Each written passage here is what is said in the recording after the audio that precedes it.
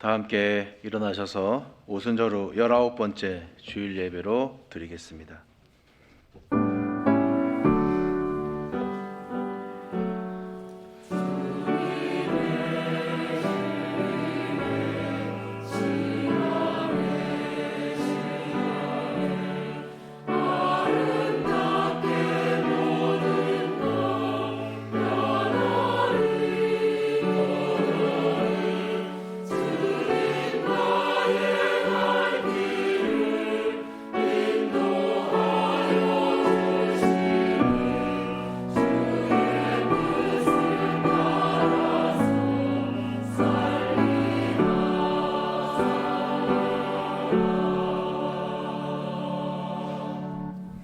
여호와는 위대하시니 우리 하나님의 성 거룩한 산에서 극진히 찬양 받으시리로다.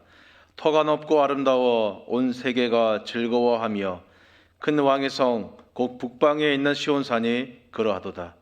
하나님은 영이시니 예배하는 자가 영과 진리로 예배할지니라. 능력이 많으신 아버지 하나님, 감사와 찬송과 영광을 올려드립니다. 안식일을 기억하여 거룩히 지키라 하신 주님의 말씀대로 주님께서 창조하신 우리 모든 피조물들이 그리고 천군과 천사들이 영원토록 하나님을 즐거워하며 이 시간 하나님을 예배합니다. 주님의 밝은 빛을 우리에게 비춰 주옵소서. 세상의 빛으로 오신 주님, 그 빛으로 저희가 늘 짊어지고 있는 걱정과 근심의 어둠들을 거두어 주시고 기쁨과 하나님이 주시는 은혜와 사랑으로 주님의 밝은 빛으로 우리의 인생길을 인도해 주옵소서. 우리 구주 되신 예수님의 이름으로 기원하옵나이다. 아멘. 나는 전능하신 아버지 하나님, 천지의 창조주를 믿습니다. 나는 그의 유일하신 아들 우리 주 예수 그리스도를 믿습니다. 그는 성령으로 잉태되어 동정녀 마리아에게서 나시고 본디오 빌라도에게 고난을 받아 십자가에 못 박혀 죽으시고 장사된 지 사흘 만에 죽은 자 가운데서 다시 살아나셨으며 하늘에 오르시어 전능하신 아버지 하나님 우편에 앉아 계시다가 거기로부터 살아있는 자와 죽은 자를 심판하러 오십니다. 나는 성령을 믿으며 거룩한 공교회와 성도의 교제와 죄를 용서받는 것과 몸의 부활과 영생을 믿습니다. 아멘.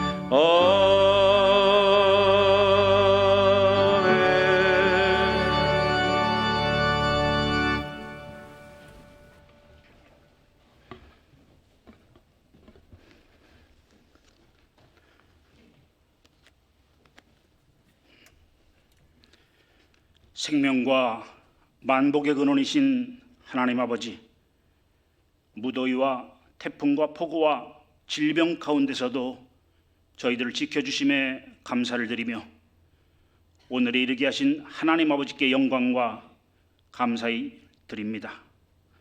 전 세계가 전쟁과 기근과 궁핍으로 피폐하며 영적인 고갈과 갈급함으로 단식하는 시대를 살고 있는 이때 성도가 그리스도인으로 사는 길이 무엇인지 깨닫고 행할 수 있기를 간구합니다. 예배를 통하여 우리 자신은 예수 그리스도와 함께 십자가에 못 박히게 하시고 예수 그리스도와 함께 살아나 예수 그리스도를 믿는 믿음 안에서 살게 하옵소서. 세상의 달콤하지만 사망에 이르게 하는 유혹의 물결로부터 자녀들을 지키며 교회를 지키며 하나님 나라를 지킬 수 있도록 산 믿음과 분별력을 주옵소서. 믿음 안에 있는가? 우리 자신을 항상 돌아보며 온전하여지며 모든 선한 일을 행할 능력을 갖출 수 있기를 간구합니다. 우리 삶이 어떤 환경 가운데 있을지라도 자포자기하지 말고 마귀가 손들고 떠나갈 때까지 부르짖어 기도할 수 있는 힘을 주옵시고 하나님의 행하심을 기대하며 세상을 넉넉히 이길 수 있는 믿음의 권능을 주옵소서. 우리나라가 어둡고 가난할 때 애국 선교사들이 그리스도의 사랑으로 우리를 섬겨서 깨어나게 하였던 것처럼 어려운 나라에 교회와 크리스찬 학교를 세워 신실한 그리스도로 성장할 수 있도록 돕는 선교사들을 눈동자같이 지켜주시고 은혜를 베풀어 주옵소서. 대한민국의 현실을 하감하사 주사파, 종북 세력, 민주노총, 전교주들이 바른 국가관이 형성되지 않은 아이들을 좌경화시키며 좌우를 분별하지 못하는 사람들을 미혹하고 연합시켜 나라에 대하여 악감을 품게 만들고 하나님이 주신 대한민국 회복의 골든타임을 무용지물로 만들려는 계획들이 허사가 되게 하시어 그들의 언어를 흩으사 의사소통이 단절되어 악한 계획이 수포로 돌아가게 하옵소서. 북한의 핵이 북한을 위협하게 하시고 통일 대한민국, 선교 대한민국으로 하나님 아버지 영광 받으옵소서. 대한교회 환우들을 긍휼히 여겨 주옵소서. 히스기야의 간절한 눈물의 기도를 들으시고 생명 연장의 은혜를 베풀어 주셨던 것처럼 우리들의 간절한 기도를 들어 주옵소서. 누구에게도 말하지 못하고 어려움 속에서 힘들고 애로워하는 성도들을 위로하시고 새로운 돌파구를 찾을 수 있는 눈과 지혜를 열어 주시옵소서. 주의 택하신 자들의 형통함을 보고 주의 나라의 기쁨을 나누어 가지는 대양 믿음의 공동체가 되기를 원합니다. 우리 자녀들에게 지혜와 계시의 영을 주사 하나님을 알게 하시고 아버지의 부르심의 소망이 무엇인지 깨달아 뜻을 세워 진로를 정하고 정진할 수 있도록 도와주시옵소서. 자기의 일에 신실한 자는 왕 앞에 선다는 말씀이 수능과 취업을 준비하는 우리 자녀들에게 힘이 되기를 간구합니다. 당회를 축복하시고 당회원들에게 지혜와 능력을 주셔서 2023년 새해를 계획하고 준비하는 모든 일에 주님 함께 하옵소서. 하나님의 영적인 질서와 은혜와 복이 당회를 통해 교회 안에 충만할 수 있도록 인도하여 주옵소서. 김성환 담임 목사님, 주님께서 맡겨진 성도들이 영적 상태를 볼 수 있는 영안을 열어주시며 말씀의 권능을 주셔서 우는 사자와 같이 교회와 성도를 넘어뜨리려 집요하게 덤비는 사단으로부터 지켜낼 수 있는 귀한 목자 되도록 성령님 도와주시옵소서. 김성환 목사님을 통하여 하나님의 말씀이 선포될 때 성령 충만하여 성도들의 영혼 육의 막힘이 열려지고 병들이 치유되며 모든 성들이 갈급함이 해결되는 은혜의 시간이 되기를 간절히 기도합니다. 아가페 찬양대와 함께 드리는 우리 모두의 찬양을 기쁘게 받아 주시옵소서. 예수님 이름으로 기도드립니다. 아멘.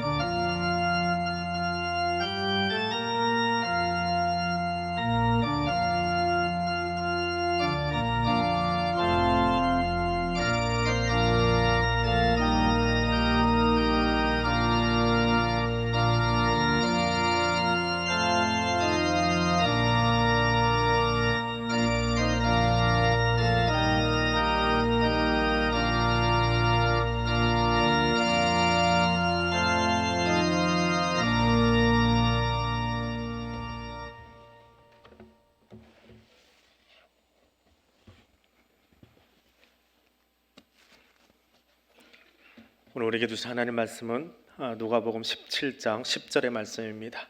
신약성경 124쪽에 있습니다.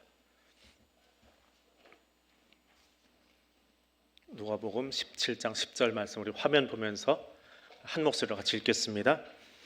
이와 같이 너희도 명령 받은 것을 다 행한 후에 이르기를 우리는 무익한 종이라 우리가 하여야 할 일을 한 것뿐이라 할지니라. 아멘. 오페이스 게네마타 에키드논, 이 말은요 신약성경에서 유일하게 예수님이 하셨던 욕설입니다. 외국어로 하니까 욕 같지 않아서 괜찮은데, 예수님이 성경 안에서 이렇게 독한 말을 하긴 하시는데 욕으로 직접 만들어내신 적은 없어요. 그런데 그 구절만큼은 대놓고 하셨습니다. 그것도 이스라엘의 대표자격인 바리새인 사두개인을 향해서 논쟁하다가 뱀들아, 이 독사의 새끼들아 했던 말입니다. 유일한 욕이라고 줄을 쳐놓을 수 있을 것 같은데, 근데 오늘 본문은 조금 더 특이합니다. 그런 험한 말은 아니지만 대상이 앞에서 했던 이야기는 바리새인과 사두개인을 해서 했던 이야기라면, 오늘 본문은 교회와 제자들, 사도들을 향해서 한 말씀이기 때문에 그렇습니다. 비유적인 이야기를 통해서 예수님은 사도와 제자들에게 너희의 섬김은 무익한 것이라고 말해야 되지 않겠느냐, 말은 물음표가 달렸는데 실제로는 그렇게 말해라라고 하는 말입니다. 질문의 형식을 담은 이야기의 결론은 우리의 섬김은 무익했습니다, 무익합니다 라는 답을 하기를 원하시는 겁니다. 근데 이 무익하다라고 하는 이 단어, 이 헬라어 단어는 신약성경에 딱 두 번만 쓰였습니다. 한 번은 마태복음에서, 한 번은 오늘 본문에서 쓰였는데, 마태복음에서는 달란트 비유에서 사용되었습니다. 한 달란트 받았던 그 종이 주인을 두려워해서 달란트를 땅에다 감추어 둔 것을 주인이 듣고 나서 이 무익한 종을 내쫓으라, 주인의 화난 것을 이야기하면서 이 종이 무익하다, 쓸모없다라고 하는 부정적인 의미로 이 단어가 쓰였습니다. 근데 똑같은 단어입니다. 변형도 아니고 똑같은 단어가 누가복음 오늘 본문에 쓰였는데, 제자들 향해서 너희는 스스로 무익하다고 말해야 한다라고 직접 청자도 제자들에게 말씀하셨습니다. 조금은 의아해 보이는 이 대목, 너희는 세상에서 유익한 자가 되어라, 유익이 되어라, 빛이 되어라, 소금이 되어라 라고 하시는 것이 아니라 너희 스스로 말하기를 나는 무익한 종입니다 라고 하시는 이 말씀을 오늘 우리는 묵상하려고 합니다. 주님은 이 대답을 이끌어내기 위해서 세 번의 질문 형태를 가지고 제자들과 말씀을 나누십니다. 첫 번째 질문은 7절입니다. 너희 중에 있지, 이게 헬라어의 어순입니다. 우리말 어순을 조금 참고를 시켜주면 너희 중에 누가 있지? 하고 의문문 형태로 질문하고 있습니다.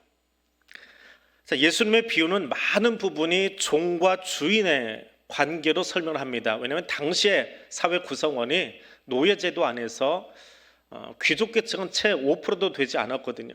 또 주인이라고 해봐야 10%도 되지 않는 그런 사회에 살고 있기 때문에 그 사회에서 일어나는 일들을 가지고 설명을 하십니다. 이 비유 속에 등장하는 종은 굉장히 과도한 임무를 부여받았습니다. 아침 일찍 일어나서 밭을 갈고 들판에서 양을 치고 그러다가 저녁 때 돌아왔습니다. 근데 일을 마치고 돌아온 그 종을 바라보면서 주인이 말합니다. 수고했다. 와서 여기 식탁에 기대 서라. 기댄다라고 하는 말은 밥 먹어라 하는 말입니다. 그렇게 말할 사람이 있겠느냐라고 하는 말입니다. 오늘 우리의 정서는 당연하지요. 일하고 왔으니까 먹여야지요. 근데 예수님이 원하는 답은 그게 아니에요. 밖에서 일하고 들어온 종에게 너 식탁에 기대어 서라라고 말하겠니? 아니요. 아직 할 일 남았는데 뭐 밥을 먹어요. 일 다 마치고 해야지. 아니요라는 답을 요구하시는 거예요. 이 대답을 끌어내기 위해서 예수님께서 비유로 사용한 이 이야기, 주인의 모습 어떻습니까? 수고하고 땀 흘리다 들어온 종에게 식탁에 좀 기대서라, 좀 쉬었다, 욕이라도 하고 밥 먹고 그 다음 일 하자꾸나 하는 게 도리가 아닐까요? 근데 본문의 질문을 들으면 야, 예수님 참 너무하신다. 주인을 빗대서 자신의 마음을 이야기하는데 너무하신다. 아무리 주인과 종이 노예 관계이고 주종 관계이지만 착하고 선한 주인이라면 이렇게 해서는 안 되는 것 아닌가? 아니, 당시 사람들은 그렇게 살지라도, 우리 기도할 때나 설교할 때 그러잖아요. 세상은 그러할지라도 여러분은 그렇게 살지 마세요라고 이야기하잖아요. 근데 당시 주인들은 그렇게 살지라도 예수님이 지금 가르치고 있는 입장이라면 주인은 그렇게 하는 거 아니야. 종들 잘 대우하고 잘 먹이고 월급 띄어먹지 말고 그렇게 해야지 라고 이야기를 해야 된다 생각을 하는데, 주님은 이 질문의 형식을 담아서 제자들과 우리들에게, 제자와 우리에게 하시는 말씀이에요. 세상을 향해서 주시는 말씀이 아니라 본문은 교회를 향해서 주시는 말씀입니다. 아니요, 그런 주인 없습니다 라고 우리가 대답하길 원하시는 거예요. 왜 그럴까요? 자, 본문만 놓고 보면 주인이 참 매정해 보이는데 본문의 앞단을 잠깐 넘어가서 봅니다. 예수님은 믿음에 대한 이야기를 앞에서 하고 계셨습니다. 믿는 자, 제자들에게 겨자씨 한 알만한 믿음만 있어도, 깨보다 좀 작아 보여요, 이 겨자씨가. 근데 그만한 믿음만 있어도 뽕나무대로 뽑혀서 바다에 심기오라 하면 그대로 될 것이다 라고 말씀하셨어요. 그러면서 제자들은, 교회의 믿음의 사람들은 그만한 믿음을 가지고 있는 게 당연한 거예요. 그리고 그 믿음을 소유했다면 그 일을 할 수 있습니다.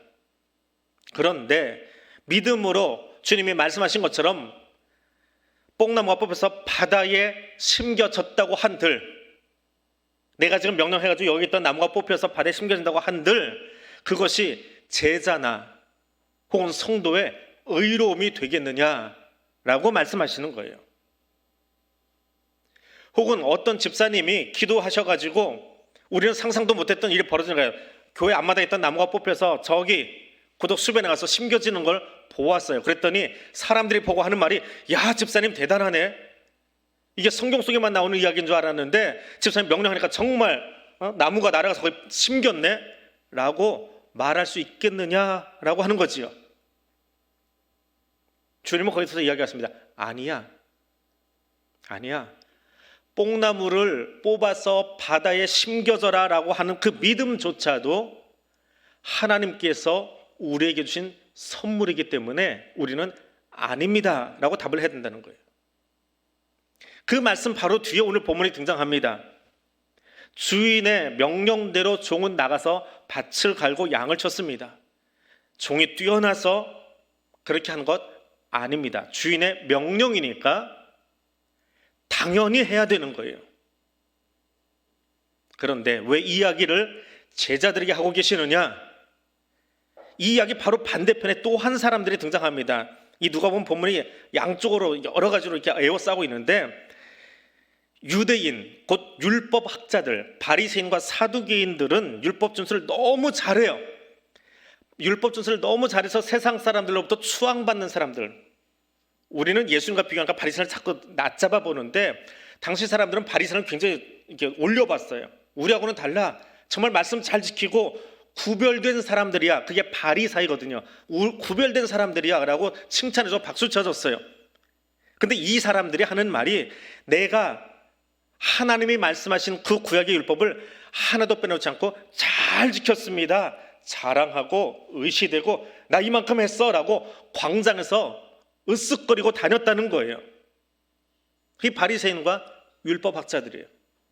그래서 그들을 바라보면서 예수님이 제자들에게 하시는 이야기예요. 얘들아, 제자의 섬김이라고 하는 것은 내가 했습니다, 나나 되니까 이 정도 했지요 라고 말해서는 안 된다라고 하는 거예요. 왜? 말씀 지킨 건 당연한 거예요. 그건 자랑이나 공로가 될 수 없는 겁니다. 그러니까 저들처럼 살지 말고 제자라고 하는 것은 자랑하며 사는 것이 아니야. 그 첫 질문에 대한 이야기입니다. 네가 한 일에 대하여 자랑할 사람이 있니? 그럼 우리는 뭐라고 대답해야 돼요? 아니요, 없습니다. 이게 답이에요. 자, 그 대답이 나온 다음에 두 번째 질문으로 넘어갑니다. 이렇게 하지 않겠느냐? 헬라어는 그렇게 되어 있습니다. 설명을 하기 위해서 괄호를 쳐놓은 거는 우리말로 풀어주기 위해서 쓰는 거예요. 이렇게 말하지 않겠느냐라는 두 번째 질문이 이어집니다. 자, 일을 마치고 돌아온 종에게 이렇게 말하지 않겠느냐? 너 어떻게 생각하니? 하는 질문입니다. 자, 이 두 번째 질문 8절의 이야기는 이런 내용입니다. 종이 밖에 나서 밭을 갈고 양을 치고 돌아왔어요. 그래서 주인이 그 종에게 이야기합니다. 아무개야, 너 옷이 너무 지금 치렁치렁하구나. 오늘 장로님이나 제가 예배 드리려고 입고 있는 가운처럼요. 이스라엘 사람들의 겉옷은 이렇게 치렁치렁합니다. 가만 놔두면 이렇게 헐렁헐렁해요. 우리 찬원들 입고 있는 가운처럼요. 그러니까 이러고 다니면 펄렁거려서 일하기가 힘든 옷이에요. 이건 예전복이지 일하는 근무복은 아니거든요. 그러니까 주인이 이야기합니다. 아무개야, 옷이 치렁거려서 바닥 쓸고 다니겠다. 너 지금 음식 시중 들어야 되는데 그렇게 쓸고 다니면 먼지 나서 밥을 먹을 수 있겠니? 허리에다 띠고 옷이 펄렁거려서 이렇게 꽉 묶어놓고, 그리고 잘 들어보세요. 내가 지금부터 저녁 정찬 코스 요리 먹을 동안에 너는 여기서 시중 들어. 그리고 내가 이 코스 요리 다 먹고 나면 너 가서 간단한 요기하고 잠자라 하는 이야기가 8절입니다. 우리말에는 식사, 먹는 그렇게 설명이 되어 있는데요. 이 식사는 정찬 코스를 이야기하는 거고요. 종에게 먹고 마시라 하는 것은 간식 먹으라는 이야기입니다. 주인이 이렇게 이야기하는 것 당연하지 않니?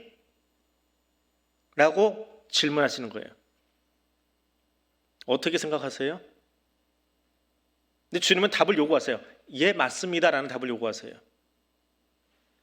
그러니까 8절을 읽으면, 8절을 21세기 나의 관점에서 읽으면, 야, 주인 참 매정하다. 매정함보다 조금 더 센 말이요, 무정하다.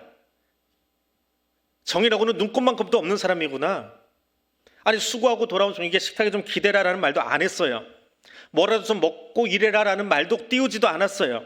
아무리 노예 제도가 없는 21세기 현대사회를 사는 내가 읽는다고는 하지만 그거 너무한 거 아니냐. 그리고 서로 2000년 전에 선포되었던 말씀이라 할지라도 노예제도 아래서 그런 말씀을 주님이 하시려면, 하나님, 이런 노예제도는 인간적인 거 아닙니다. 이거 철폐시켜 주세요. 노예 해방운동을 하셔야 되는 것 아닌가 싶은데, 주님에게서, 주님이 아니라 비유니까 이 주인에게 좀 다정다감한 것 기대하기는 어렵겠지요. 노예제도가 살아있는 세상이니까. 그런데 주인은 그렇다 치고, 세상은 그렇다 치고, 말씀하고 가르치고 설교하는 예수님 입에서는 좀 온정어린 예화가 나와주었으면 좋겠는데 그렇지 않더라는 거예요.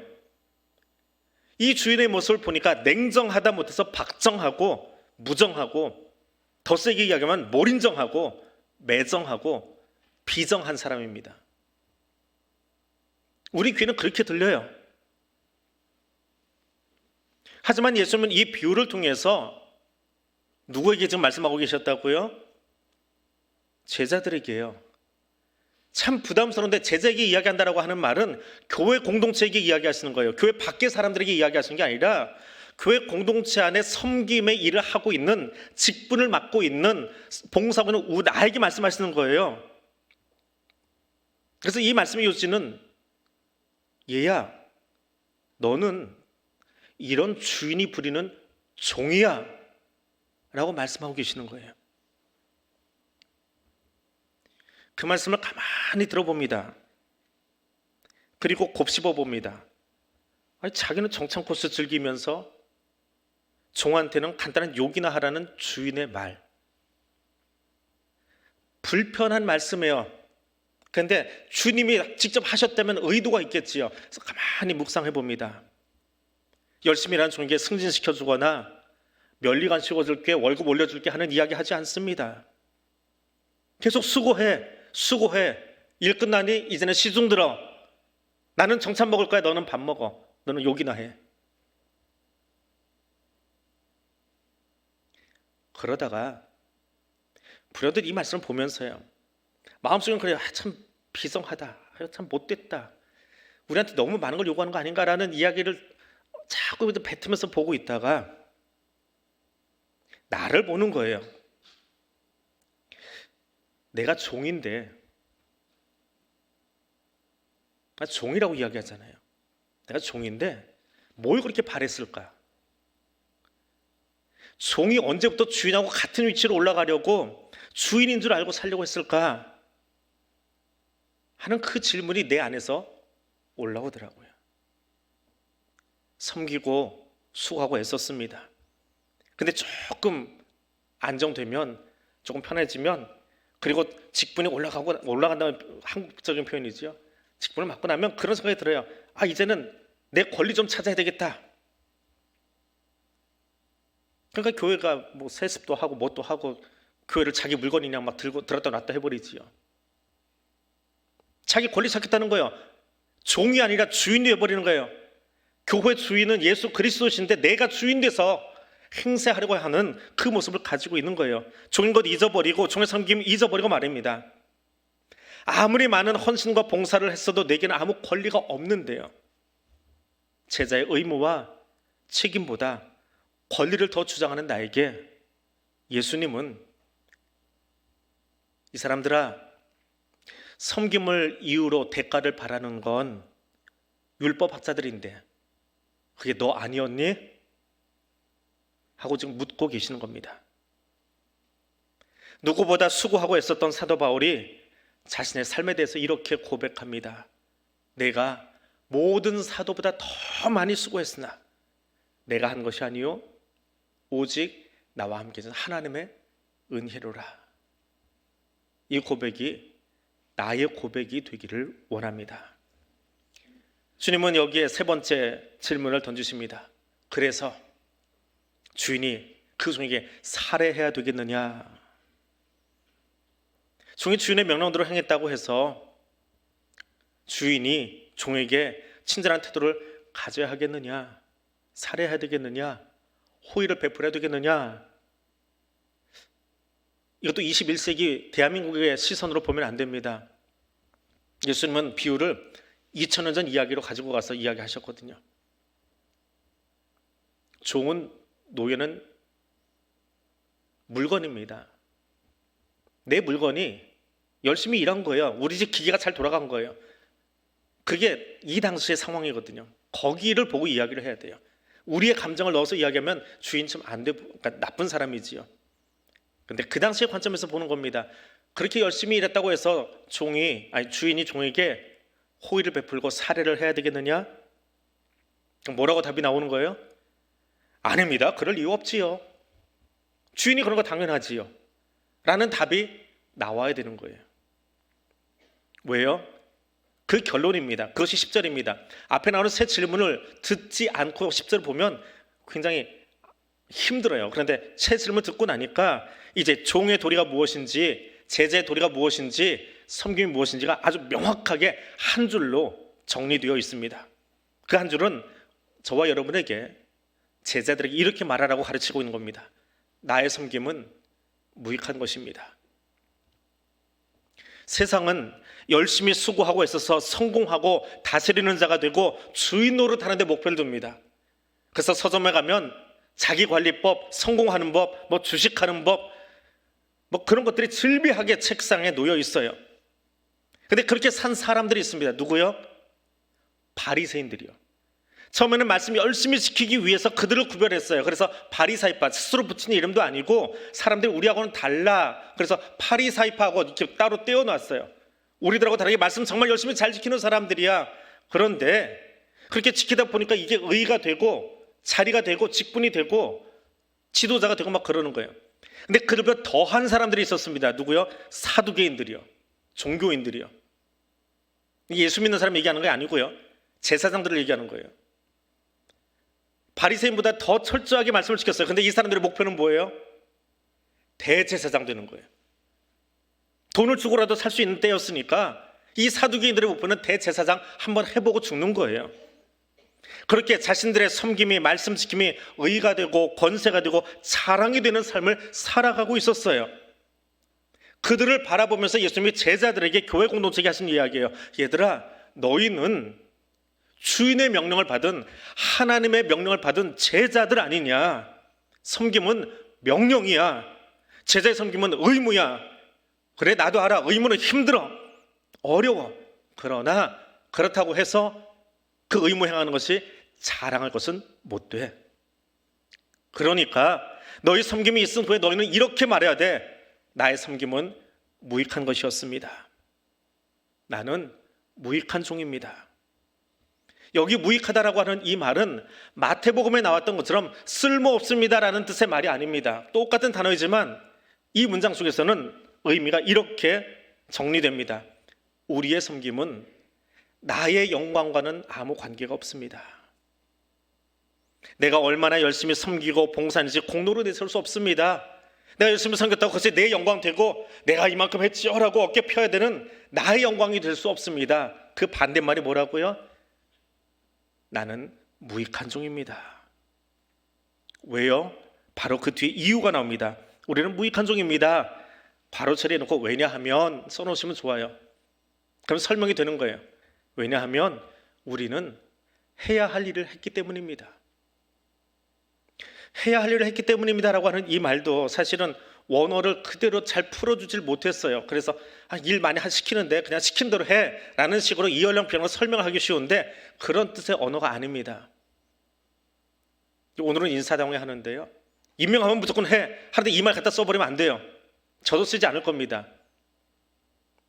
이 말의 원뜻은요, 우리가 해야 할 일을 했기 때문이다. 이 말은 우리들이 나의 주인 되신 분께 빚을 졌기 때문입니다 라는 뜻입니다. 저와 여러분은 감당할 수 없는 은혜를 받은 사람입니다. 그 감당할 수 없는 은혜를 받았다라고 하는 것을 깨달은 사람이 누구예요? 제자예요. 예수 따라다니는 무리들이 아니라 많은 사람들이 따라다녔어요. 떡 먹으려고, 밥 먹으려고, 병 나으려고 벳세다 들려까지 다 쫓아왔어요. 근데 그 중에 말씀을 깨달은 사람들이 무리가 아니라 제자라고 성경은 완전히 구별해서 이야기합니다. 제자는 내가 누군지 깨달은 사람이에요. 시편 기자의 고백처럼 이 제자들은 이렇게 말할 수 있습니다. 내가 무엇이건데 주께서 나를 생각하시며, 인자가 무엇이건데 나를 천사보다 조금 못하게 만드셨습니까? 내가 그 은혜를 입은 사람인 거예요. 그 은혜를 받고 말하면 빚이에요. 오늘 본문에 나오는 이야기입니다. 무엇을 하여야 빚진 자의 일을 하는 건데, 그러니까 무익한 종이지요 라고 말하는 겁니다. 우리는 주께 빚진 자예요. 다른 사람이 아니라 나를 들여다봅니다. 죄로 가득한 땅에서 독생자를 내어주시고 내 대신 죽게 하신 그 사랑의 은혜를 받았어요. 그 생명의 빚을 졌어요. 지금 저는 그 생명의 빚을 갚아가는 중입니다. 얼마나 갚으면 이걸 다 갚을 수 있을까요? 뭘 했다고 내가 이만큼 갚았다고 의시되고 자랑할 수 있을까요? 그렇지 못해요. 더군다나 그렇게 빚을 갖고 있는 수많은 사람들 중에 나를 사역자로 써주신 것, 그 어떤 말로 주신 게 감사합니다, 나 같은 사람 써주셔서 감사합니다 말할 수 있을까요? 부족한 언변에 모자란 모습의 사람을 여기다 세워놓으신 것만도 은혜인데, 거기에 사람의 말을 옮기는 게 아니잖아요. 내가 연구하고 잘 정리해서 무엇을 발표하는 것이 아니라 전능자의 뜻을 전달할 수 있도록 내 혀를 사용해 주시는 것, 그것만 생각해도 감지덕지하다는 말을 죽을 때까지 해도 모자랄 판인데, 그걸 누구에게 자랑하겠습니까? 누구에게 인정해달라고 자꾸 졸라야 되나요? 근데 나는 지금 그렇게 하고 있더라고요. 그래서 내게 주시는 말씀이에요. 이 일 맡겨주신 것만도, 그 말씀을 이 새치혀에다 붙여주신 것만도 감사할 뿐이더라. 예수님은 그렇게 제자들에게, 나에게 말씀하십니다. 너희가 사두개인과 바리새인과 같이 않아야 한다. 저들은 율법 잘 지키고 하나님의 명령 지킨 것이 자기 의가 돼서 자랑하고 의시되고 심지어 대가를 바라는 사람들 아니더냐. 이제 봐라, 제자인 너는 빚진 자 아니야? 내 힘으로 여기까지 왔니? 네 실력으로 여기까지 왔어? 그렇게 여긴다면 넌 바리새인이야. 제자는 어떤 사람? 네가 서 있는 지금 이 자리, 내가 지금 가지고 있는 그 생명, 내가 지금 누리는 그 시간도 오직 은혜임을 깨달은 사람이야. 그걸 깨닫고 나니까 나는 어떻게 이야기한다고요? 이렇게 말할 수밖에 없습니다. 나의 섬김은 무익합니다. 나는 무익한 종입니다 라고 말할 수밖에 없더라는 거예요.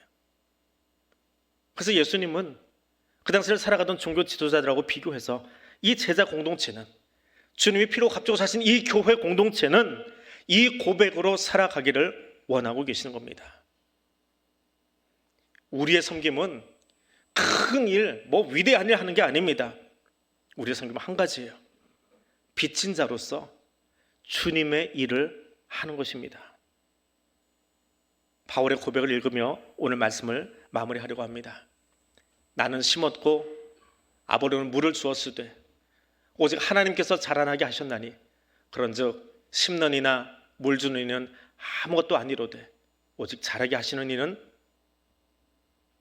하나님뿐이니라.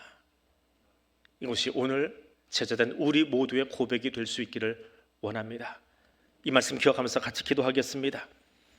하나님, 나의 삶을 통해서 나의 영광이 아니라 하나님의 영광을 드러내는 섬김의 삶 살아가기를 원합니다.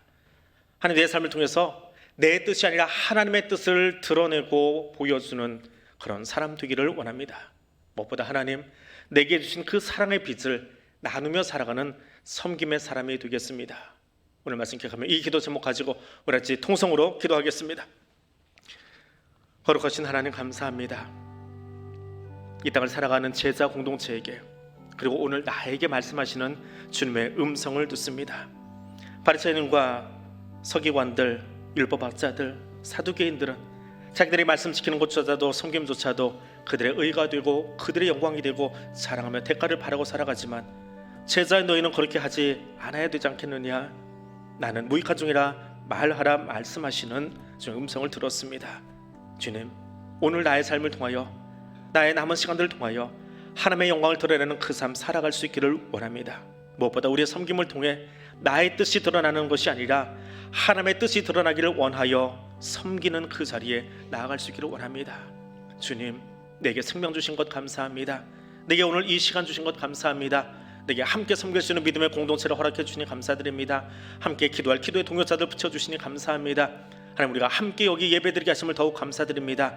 함께 예수 사랑의 빚을 받을 수 있도록 하나님 주심을 감사하고, 이제는 그 사랑의 빚을 나누는 섬김의 자리에 내가 먼저 서겠습니다. 내가 거기에 무릎 꿇겠습니다. 내가 그 사람 되겠습니다. 결단하는 이 시간 될 수 있도록 성령님, 나와 함께하여 주시옵소서. 하나님, 내 의를 드러내려 했던 모습을 회개합니다. 내가 하나님의 영광을 대신 가지려 했던 모습을 회개합니다. 사랑에 비친 내가 그 은혜를 잊었습니다. 예수님께서 주신 말씀을 기억하고 신비에 새기겠습니다. 은혜를 알고 기억하며 생명의 섬김을 이어가는 주의 종, 예수님의 제자가 되기 원합니다. 성령 하나님, 이 마음이 나의 신비에서 지워지지 않도록 이끌어 주시옵소서. 예수님 이름으로 기도드립니다. 아멘.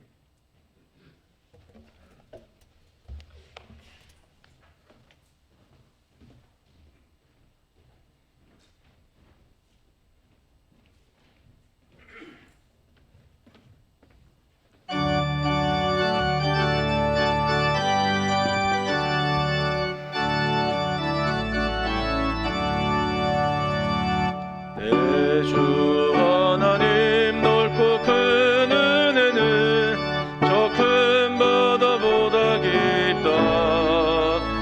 너고 닷줄을 끌어 깊은 대로 저 한가운데 가보라. 언덕을 떠나서 창가에 배 띄워 내 주 예수 은혜의 바다로 내 맘 걷져가라.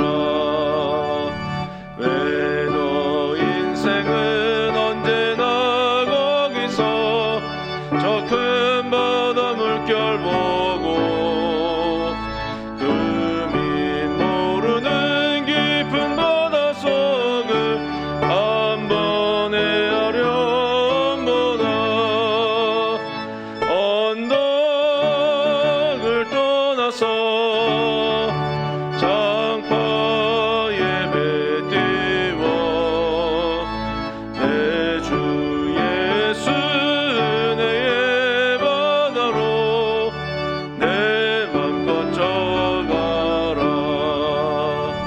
많은 사람이 얕은 물가에서 저 큰 바다 가려다가 찰싹거리는 작은 파도 보고 마음 약하여 못 가네. 언덕을 떠나서 장파 예배 띄워 내 주 예수 내 예바다로 내 맘껏 져가라. 자고 가거라 이제 곧 가거라 저 큰 은혜 바다 향해. 자고 내 노를 저 깊은 데로 가라 망망한 바다로. 언덕을 떠나서 장파 예배 띄워 내 주 예수 내 예바다로 내 맘껏 져가라.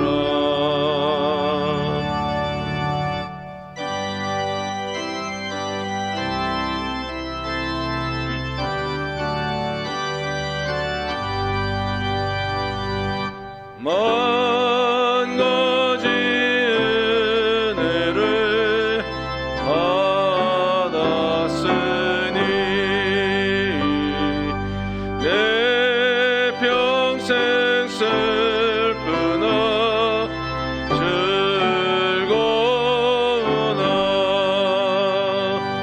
이 몸을 온전히 주님께 바쳐서 주님만 위하여 늘 살겠네.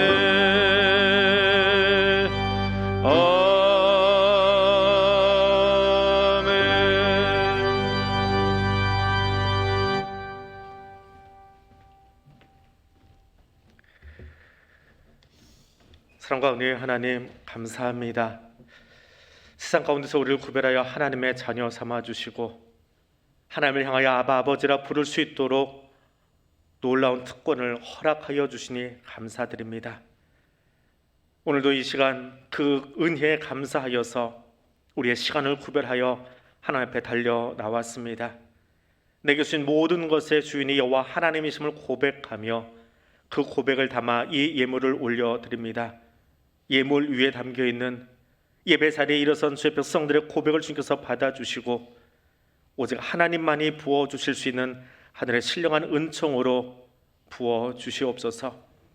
오늘도 주의 손을 사모하지만 육신의 연약함 때문에 그건 여러 가지 삶의 일로 흩어져서 오늘 앞에 함께 예배를 드렸던 우리 사랑하는 60여 명의 성도들 주님 기억하여 주시고 또 병상에서 군에서 자신의 의무를 다하며 그래서 또 시간을 구별하기 원하여 무릎 꿇고 있는 성도들 그래서 주님 찾아가 주시고 우리는 할 수 없습니다. 내게는 능력이 없습니다. 그러나 전능하신 하나님 하실 수 있사오니 그곳에 하나님 저들의 간절한 소원과 저들의 아픔을 주님 들으시고 하나님 특별한 치유와 회복의 은총으로 하나님 사랑의 은총으로 덧입혀 주시옵소서. 주신 말씀을 붙들고 일어서서 삶의 자리로 나아가겠습니다. 그래서 하나님의 영광을 드러내는 자로 살 수 있도록 성령님 우리와 동행하여 주시옵소서. 예수님 이름으로 기도드립니다. 아멘. 교회 소식 함께 나누겠습니다. 지난주에 예배 끝나고 등록을 하셔서 여러분한테 인사를 잘 못했는데요. 지난주에 등록하신 분입니다. 우리 이창환, 허경순 성도님 잠깐 저 2층에 계시는데 잠깐 일어나 주시겠어요? 예, 이창환 성도님, 허경순 성도님. 1층에 계시는 거야? 저 위에서 손 밑으로 가리키셔가지고 예, 인증했습니다. 저 뒷분은 계시는데 지난주 예배 끝나고 등록하셔서 얼굴 못 보셨을 것 같아요. 카메라 잠깐 비춰주세요. 환영의 박수 한번 보내주시기 바랍니다. 반갑습니다. 예, 우리 교회 잘 정착하고 또 좋은 믿음의 교제를 나눌 수 있게 되기를 원합니다. 예산안 제출 오늘까지 받습니다. 교회 양식 맞추어서 사무실로 제출해 주시기 바랍니다. 글로벌 UK 포워터 다음 주 오후 프로그램입니다. 다음 주는 3부 예배에 4부 예배, 청년부 예배를 통합해서 같이 드리도록 하겠습니다. 그래서 1, 2, 3부까지만 예배를 드리고 12시부터 식사를 4층에서 할 예정입니다. 신청하신 분들은 1층에서 사무실 앞에 지금 제가 막아놓은 분 있죠. 거기에서 등록 확인을 할 겁니다. 등록 확인하고 식권 받으시고 그다음에 티셔츠 받으시고 티셔츠가 다 올지 안 올지 모르겠어요. 우리 교회가 너무 많이 신청을 해가지고 월드비전이 지금 좀 놀랬습니다. 그만큼 수량이 준비가 안 됐다고 최대한 구해보겠다고 지금 하고 있는데 256명 지난 수요일 저녁까지 그렇게 신청을 해주셨어요. 티셔츠 받으시고 받으신 것 가지고 4층에 가셔서 식권 내고 식사를 하시면 됩니다. 다음 주에 다시 자세하게 예배 시간에 안내를 해드리겠습니다. 그렇게 하시고 좀 쉬셨다가 1시 40분에 본당에 모여서 다음 주에 얘기합니다. 오늘 모이시는 거 아니에요? 예. 다음 주에 1시 40분에 모여서 여기서 잠깐 안내 받으시고 2시부터 출발하는 것으로 그렇게 하겠습니다. 다음 주 그러니까 3부, 4부가 통합되는 것 기억하시고 안내는 다시 해드리도록 하겠습니다. 함께 신청해 주시고 또 귀한 일에 또 섬기는 일에 함께 주신 여러분께 감사드리고 교회들이 신청을 하면은 대략 신청하는 인원이 있대요. 그래서 월드비전에서 그 정도 생각하고 대학교 이만큼 준비하면 되겠다라고 했는데 너무 많이 신청을 해서 행복한 고민을 하고 있습니다. 예, 그런 교회 될 수 있는 것, 또 그런 여러분들과 같이 목표할 수 있는 것이 참 행복한 지난 주일이었습니다. 다음 주에는 더 멋진 모습으로 거리에서 함께 걸을 수 있으면 더 좋겠습니다. 입교 세례식 오늘까지 신청받습니다. 추수감사주일 마지막 주일에 3부 예배 시간에 입교 세례식 진행하도록 하겠습니다. 그러니까 작년 말부터 우리가 총회를 끝나고 나서 세례받는 연령이 밑으로 내려갔습니다. 15에서 13살로 내려가 있기 때문에 유아 세례 받고 아직 입교 안 한 우리 자녀들 고등학교 1학년이 되면 다 받을 수 있습니다. 연령대로. 그래서 고등학교 1학년 되면 입교할 수 있도록 그렇게 중학교 1학년 되면 받을 수 있으니까 그렇게 해주시고요. 아동 세례, 그러니까 초등학생부터 세례를 다 받을 수 있습니다. 초등학생들은 아동 세례의 명칭으로 세례를 받고 그다음에 13살 이후는 일반 세례로 우리가 세례를 받을 수 있습니다. 유아 세례는 12월 달에 있으니까 유아 세례를 빼고 나머지 아동 세례와 또 장년 세례 받아야 될 분들, 또 유아 세례 받고 아직 입교를 하지 않아서 입교식 하지 않은 우리 자녀들 꼭 기억하셔서 신청해 주시고 문답을 7시에 잡아놓은 이유는 대부분 지금 신청자들이 학생들입니다. 그래서 학생들이 학원을 갔다 오고 나면 저 시간도 빠듯해요. 그래서 그냥 교육자들이 그 시간에 있다가 또 같이 나온 자녀하고 문답하도록 하겠습니다. 29일 날 문답하도록 하겠습니다. 신청하신 분들께 다시 안내해드리도록 그렇게 하겠습니다. 인사당회가 오후 예배 후에 있습니다. 자녀님들 참고해 주시고요. 새가족 교육 10시 10분부터 50분까지 지하 4층에 있는 청년부설에서 진행됩니다. 함께 하셔서 은혜 나누는 시간 되실 수 있기를 원합니다. 다른 모임들은 주보를 참고해 주시기 바랍니다. 이제 다 일어나셔서 우리 파송의 찬송 함께 부르겠습니다.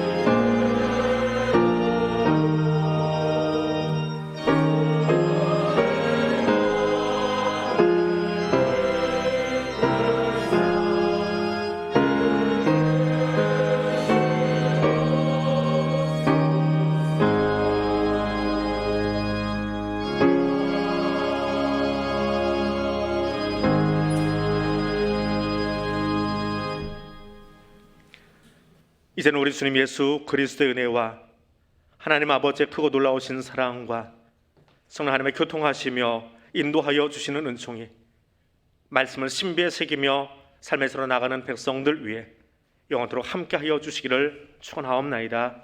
아멘.